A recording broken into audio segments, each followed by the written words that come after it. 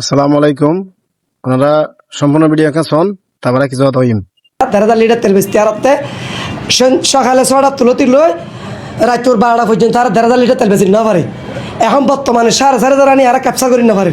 তবে কিনলে প্রত্যেকখান গাড়ি এক জায়গার 3 বার ধরে লয় নিলে টাঙ্গি লই আর লোড করে লইলে আবার কিলার তেরে এখন কিছু ফার কিও নফার এই এখন টাঙ্গির মধ্যে আর শর্ট পড়ে থাকে।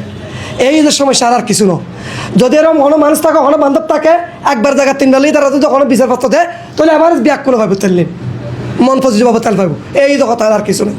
আসলে হতর বর্তমানে যে তেলের সংকট, এই সংকটের হারণ কি ইবে অনর দুবাই মধ্যে বিভিন্ন জায়গার মধ্যে বিভিন্ন রাষ্ট্রের মধ্যে যুদ্ধ অনার হারণে যে তেল ঠাঙ্গের মধ্যে বোম মারানোর হারণে আসলে তেল সংকটে বহি। কিন্তু তেল সংকটের আগে যে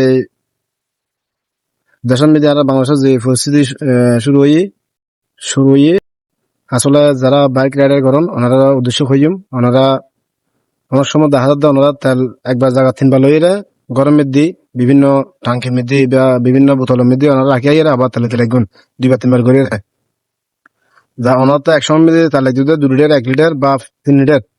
এখন ওনারা বারবার যায় তেলের ফার্মের মধ্যে সিরিয়াল দিয়ে তেলে তেলে গুণ এই হারানো যায় আর যারা বাইক রাইডার করেন বা যারা বাইক চালান ওনারা অবশ্যই ওনারা তেল যা ওনারা যদি সেভ করতে পারেন ওনারা এই পরিমাণ তেল লইবেন। বাড়তি তেল লইরা যে বাংলাদেশে দেখান যে তেলের সংকট ওনারা সৃষ্টি নকরিবেন। সামনে তার দাম হয়তো কমতে পারে, হয়তো বাড়তে পারে। ওনারা আশা করি বিভ্রান্তি নইবেন।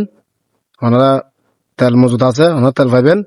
কিন্তু ওনারা যেভাবে এখন ফার্ম যায় এখন বিশৃঙ্খলা সৃষ্টি করতে লাগবেন বা এখন যে ওনারা তেল লইয়াই আবার যে একটু দিতে লাগবেন ওনারা এই হাসিল নকরিবেন। যেমন ভালো থাকবেন।